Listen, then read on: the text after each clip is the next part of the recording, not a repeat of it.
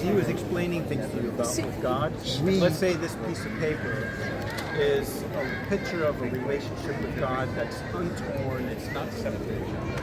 But what's interesting, as we read the Bible, and if we know about things in our own life, we know there's things that separate us from God, and the relationship is torn apart. But there's actually things that people try to do to see about having the relationship made right. For example, something they might try to do is they might see about maybe going to a land that they consider to be quite religious. So they go to a land and what they find is that they're still separated from God, even though they're making a search to want to find God. Okay? So they know they're separated from God because of the things they've done wrong in their sin. And I would say sin is anything we say bad, do bad, or think bad against God. And these people, they'll do those kinds of things, and they know that what they've done separates them from God, and they still feel separated from God, even if they go to a land that they think is holy. Or then maybe sometimes they might think, you know what, if I do good things, that will make me right with God.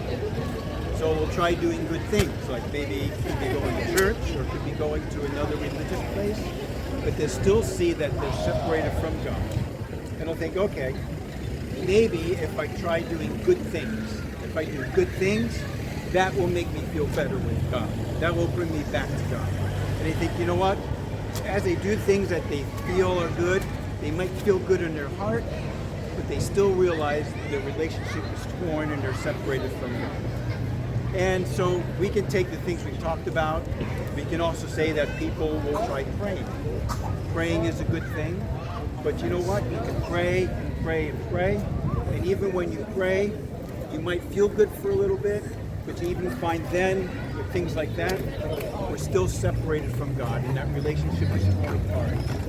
But what I find so encouraging is when we read the Bible, and we see all that God has done, even though that friendship and relationship was torn apart, when we come to believe in the Lord Jesus, what we see is that God himself forgives us of our sin, and that relationship is restored, and we're back to being friends with God the way he created us to be. When we come to believe in the Lord Jesus, we can have that relationship restored. It says in the Gospel of John, chapter 1, verse 12, that as many as received him, to them he gave the right to become children of God, even to those who believe in his name.